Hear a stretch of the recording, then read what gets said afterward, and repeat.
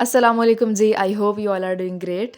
अच्छा, तो अभी कुछ दिन पहले मैंने इंस्टाग्राम और यूट्यूब पर क्वेश्चन पोल लगाया था कि if you guys are interested in a video जिसमें हम लोग हेयर ट्रीटमेंट्स के बारे में बात करें, जैसे कि केराटिन, हेयर रिबाउंडिंग और एक्सटेंसो वगैरह। और बहुत सारे लोगों ने कहा था येस, प्लस काफ़ी सारे क्वेश्चंस थे, क्यूरीज थी आपकी, तो मैंने कहा इस पर एक डिटेल वीडियो तो बनती है।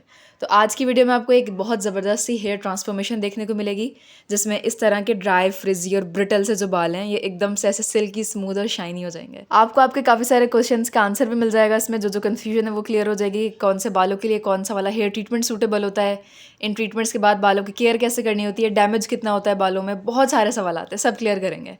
अच्छा, तो आज की ये वीडियो के लिए स्पेशली मैं एक सैलून में आई हूँ। कराची में सैलून है ये, गुलशन इकबाल में होता है। इसका नाम है एम्स ब्यूटी सैलून। अच्छा, तो ये जो गुलशन इकबाल में फर्नीचर मार्केट है ना, उसमें जो वसीम बाग है उसके बिल्कुल सामने ये सैलून है। आपको काफ़ी सारा बड़ा सा बोर्ड नज़र आ जाएगा, आराम से मिल जाएगा। बाकी आई मेक श्योर कि मैं इनकी लोकेशन, इनका एड्रेस और टेलीफोन नंबर वगैरह सब कुछ डिस्क्रिप्शन में ऐड कर रही हूँ, और मैं ये स्क्रीन पर भी ऐड करूँगी। आप चाहो तो आप लोग डायरेक्टली भी कॉन्टैक्ट कर सकते हो उनसे। अच्छा, मुझे ना एम्स ब्यूटी सैलून का किसी ने बताया था कि बहुत अच्छा है गुलशन में, तो मैंने कहा वीडियो के लिए फिर यहीं चलते हैं। And to be very very honest ना, मैं बहुत शौक थी यहाँ पे आके, क्योंकि देयर स्टाफ इज़ अमेजिंग। यहाँ के जो ओनर हैं, she is such a sweet lady. Salon काफ़ी अच्छा है, हाइजीन का काफ़ी ख्याल है, एनवायरनमेंट काफ़ी अच्छा लगा, मतलब मुझे जेन्युइनली पसंद आया है, मैं तो रिकमेंड करूँगी। तो चलें फिर पहले आपको मैं यहाँ के ओनर से मिलवा देती हूँ, फिर हम थोड़ा सा सैलून देख लेते हैं कैसा है, फिर इंशाल्लाह हम लोग अपना हेयर ट्रीटमेंट स्टार्ट करते हैं।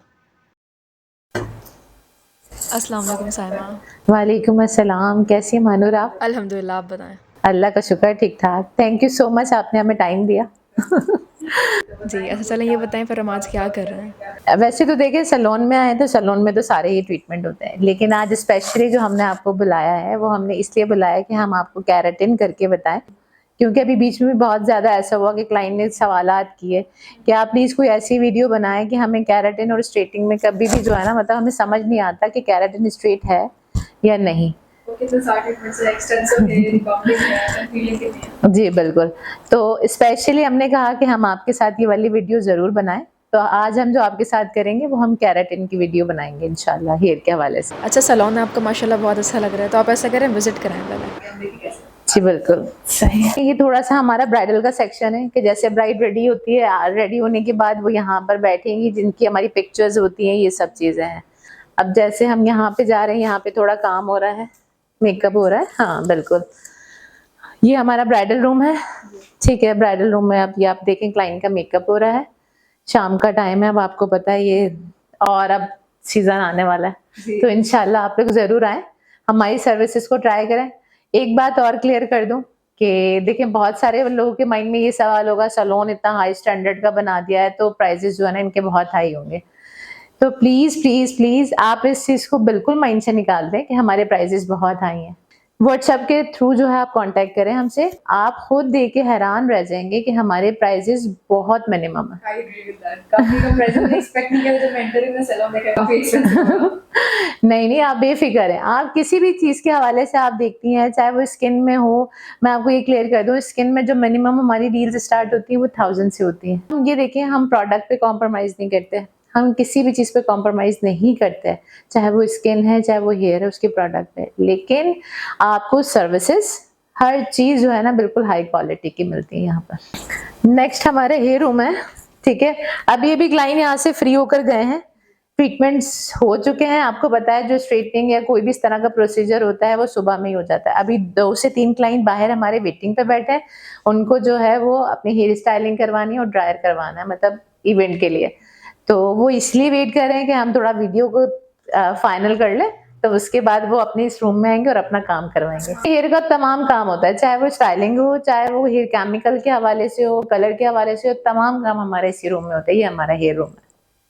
हेयर हमारा नीचे है, ब्राइडल हमारा नीचे है। ऊपर ओवरऑल हमारा स्किन डिपार्टमेंट है, जिसमें हमारा मैनी पेडी रूम है, जिसमें हमारा फेशियल है, जिसमें हमारा वैक्स है। ये हमारे फर्स्ट फ्लोर का सिटिंग प्लेस, जहाँ स्किन की सर्विसेज के लिए क्लाइंट हमारा वेट करता है। हमारा वैक्स रूम, सेम अभी क्लाइंट यहाँ से अपनी सर्विसेज वैक्स करवा के वो शिफ्ट हो गए हैं दूसरे रूम में ना, फेशियल रूम में उनका काम हो रहा है। तो ये हमारा वैक्स रूम है। सैलून को लेकर हो या किसी भी चीज़ के हवाले से, हाइजीन का बहुत ख्याल रखते हैं हम लोग। रूम में हम इसलिए नहीं जा सकते क्योंकि क्लाइंट की सर्विसेज हो रही हैं और थोड़ा-सा उनकी तरफ से इश्यू नहीं, वो अलाउ नहीं है, बिल्कुल, बिल्कुल अलाउ नहीं है। तो ये है हमारा फेशियल रूम। अब आप देख सकती हैं कितना पीसफुल एनवायरनमेंट है और क्लाइंट बहुत रिलैक्स होके अपना फेशियल करवा रही हैं। तो अभी ये फेशियल रूम है, इसमें तमाम सर्विसेज हो रही हैं अभी।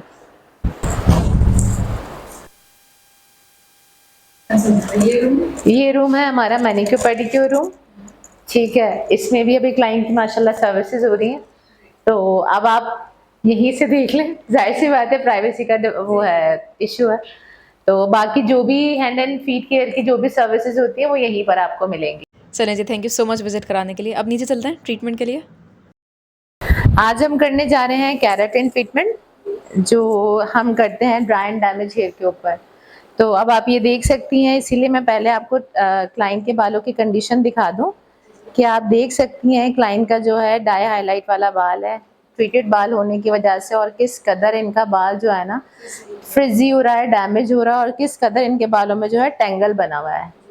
तो जो केराटिन ट्रीटमेंट होता है बेसिकली वो हम इन्हीं बालों के लिए देते हैं, ड्राई एंड डैमेज बालों के लिए। अब आप जब इसका ट्रीटमेंट होगा तो आप खुद देखेंगे कि इसके बाद इनके रिजल्ट्स कितने स्मूथ और कितने बेहतरीन आए हैं, ठीक है।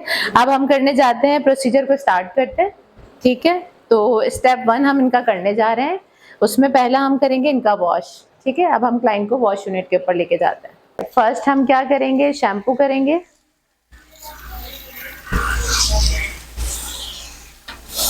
तो शैम्पू बहुत नेसेसरी होता है स्टेप के लिए? जी बिल्कुल, क्योंकि शैम्पू बेसिकली जो हम केराटिन का करते हैं वो क्यूटिकल ओपनर होता है, वो क्यूटिकल को ओपन करता है, क्योंकि जब तक आपका क्यूटिकल ओपन नहीं होगा तो कोई भी उसमें डीपेनिट्रेशन आपके हेयर में नहीं होगी, किसी भी चीज़ को हम डिपॉजिट नहीं कर सकते आपके हेयर में। जब हम उसका फ्रूट जो सेकंड स्टेप पे जाएंगे, फर्स्ट स्टेप हमारा क्यूटिकल ओपनर होता है, सेकंड स्टेप पे जब हम जाएंगे तो वो क्या होता है, फ्लूइड होता है, उसको हम डीपेनिट्रेशन देते हैं और उसको हम डिपॉजिट करते हैं आपके बालों में। क्योंकि बेसिकली केराटिन जो होता है वो प्रोटीन ही होता है। जैसे नेचुरली हमारे बालों में 80% प्रोटीन से हमारा बाल बना होता है, 80% प्रोटीन होता है, इसके अलावा 15% आपके बालों में मॉइस्चर होता है, 4% मिनरल्स होते हैं, 1% जो है आपके बालों में पिगमेंट होता है। हेयर है वो बना ही प्रोटीन से है। किस तरह से ख़त्म हो जाता है हमारे बालों से प्रोटीन, कि हम बहुत डाई हाईलाइट कर लेते हैं, कोई भी हम स्ट्रेटनिंग का प्रोसीजर कर लेते हैं, या कोई भी हम अदर केमिकल, समटाइम हमारे शैम्पू मास्क भी इस तरह के होते हैं कि जिससे हम इसको बिल्कुल ही वाइंड अप हो जाता है आपके हेयर से जो प्रोटीन होता है। तो देन हम केराटिन भी बेसिकली प्रोटीन ही है, ठीक है। तो हम जो है प्रोटीन जब करते हैं तो वो हम डिपॉजिट कर रहे होते हैं, उसमें हम तकरीबन क्लेम भी कर सकते हैं कि आपके बालों में स्ट्रेटनिंग जो है वो 30 से 40% तक इसमें हो जाती है, लेकिन केराटिन स्ट्रेट नहीं होता। ड्राई डैमेज फ्रिजी हेयर्स के लिए बेसिकली ये ट्रीटमेंट होता है। कॉमन क्वेश्चन था कि फ्रिजी बालों ड्राई बालों में कौन सा ट्रीटमेंट इंपॉर्टेंट होता है? जी बिल्कुल, केराटिन होता है, इसके अलावा डिफरेंट ट्रीटमेंट्स होते हैं। अब बहुत सारे क्लाइंट्स हमारे पास आते हैं, जैसे प्रोटीन के हवाले से आते हैं कि आप हमें प्रोटीन कर दें, तो देखिए गाइडलाइन देना ये हमारा काम होता है कि क्लाइंट हमारे पास आ रहा है, हम उसको प्रॉपर्ली एक गाइडलाइन देते हैं कि मैम देखें आपका बाल इस वक्त ये कंडीशन है, इस सिचुएशन में, तो आप एटलीस्ट ये चीज़ करवा लें, ये चीज़ करवा लें, ज़्यादा बेटर रहेगा। फर्स्ट ऑफ ऑल तो हम एनालाइजेशन करते हैं, चाहे वो हेयर हो चाहे वो स्किन हो, उसके बाद क्या ट्रीटमेंट देना है, क्या नेसेसरी है, उसके बाद भी हम इस चीज़ को कंसिडर कर।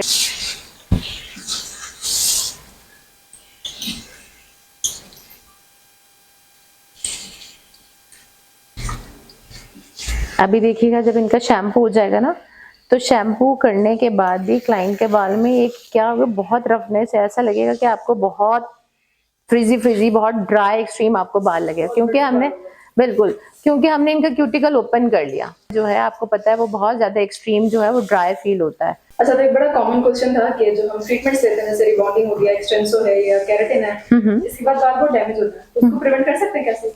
जी बिल्कुल, ट्रीटमेंट के थ्रू हम कर सकते हैं। अब देखिए मैंने आपको स्टार्ट में बताया कि हर चीज़ की एनालाइजेशन होती है।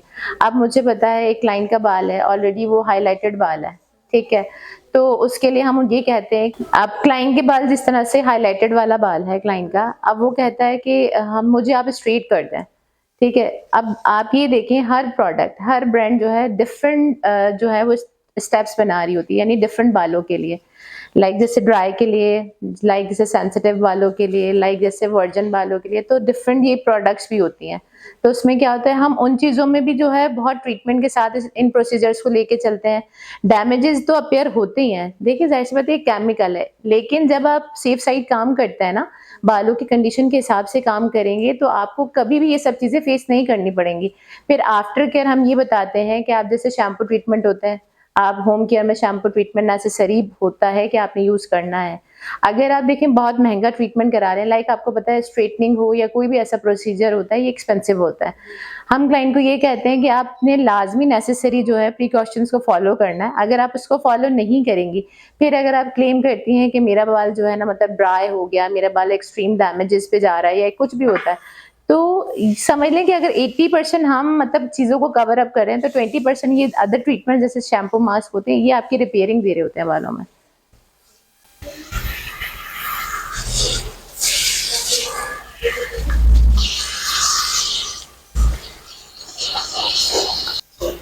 अब नेक्स्ट स्टेप क्या होगा मैडम? नेक्स्ट स्टेप अब हम करेंगे, इनके फ्लूइड लगाएंगे, जो हमारा केराटिन का सेकंड स्टेप होता है, ठीक है? मास्क की तरह होता है ये कुछ?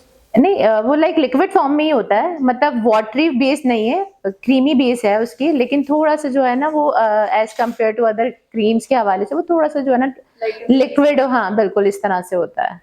अच्छा, इसमें भी मैं एक बात क्लियर कर दूं, जैसे हम रिबॉन्डिंग में और एक्सटेंसो वगैरह में भी हम सेकंड डे वॉश के लिए बुलाते हैं, तो हमारा केराटिन में भी ये होता है कि हम सेकंड डे वॉश के लिए बुलाते हैं। अच्छा, सैलून में वॉश? जी जी, सैलून में, फर्स्ट वॉश हम सैलून में ही देते हैं। वॉश तो हो गया बट स्टिल काफी ब्रिटल है बाल। जी जी, तो ये है कि देखें अब सेकंड स्टेप हम करने से पहले क्या करेंगे कि इनको प्रॉपर्ली हम ड्राई नहीं करेंगे बालों में, क्योंकि केराटिन की एप्लीकेशन यानी फ्लूइड एप्लीकेशन, जो अब सेकंड स्टेप हमारा फ्लूइड है, उसकी एप्लीकेशन करने के लिए हम क्लाइंट का बाल जो है तकरीबन 30-40% तक ड्राई करेंगे। जो केराटिन हम प्रॉपर्ली जो डिपॉजिट करते हैं वो हम फ्लूइड के थ्रू ही डिपॉजिट करते हैं। हम जब इसको लगाएंगे तो उसके बाद हम कॉम वगैरह करेंगे, कॉम करने के साथ साथ ये अपना 20 मिनट्स के लिए हम इसको 30 मिनट्स के लिए हम इसको बालों में छोड़ेंगे, ताकि ये अपना प्रॉपर्ली वर्क कर सके।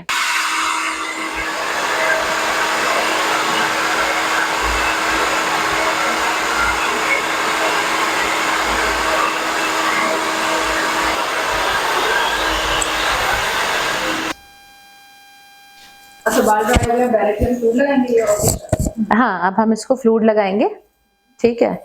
क्योंकि थोड़ा सा वेट रहना चाहिए बाल ना, क्योंकि ऑलरेडी आप देख रहे हैं कि क्लाइंट के बालों की कंडीशन बहुत ख़राब है। इवन कि मैं फिंगर भी क्लाइंट के बालों में करने की कोशिश कर रही हूँ, तो बट इनका बाल इस कदर टैंगल बना हुआ है, इस कदर टैंगल्स हो रहे हैं कि मेरी फिंगर्स भी स्मूथली नहीं चल रही इनके।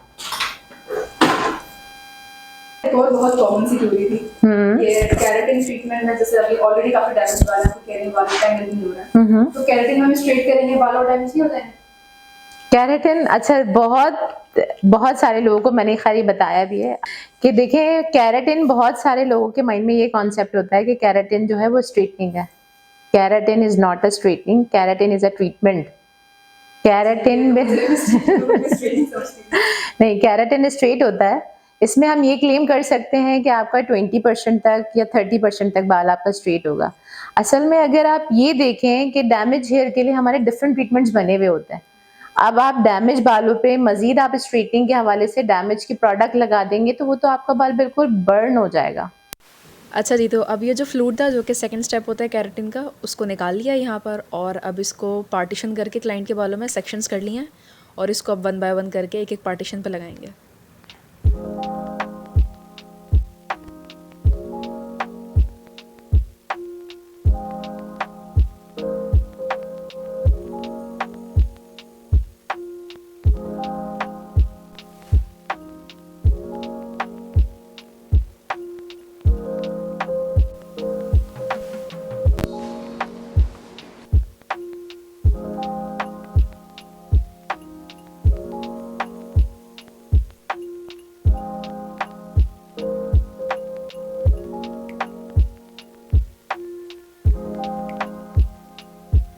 अच्छा, अब जब वो फ्लूइड थोड़ा सा ड्राई हो गया है, तो यहाँ पर उस पर हीट लगा रहे हैं ताकि वो डीप लेयर तक पेनिट्रेट हो पाए फ्लूइड और बेहतर तरीके से काम करे।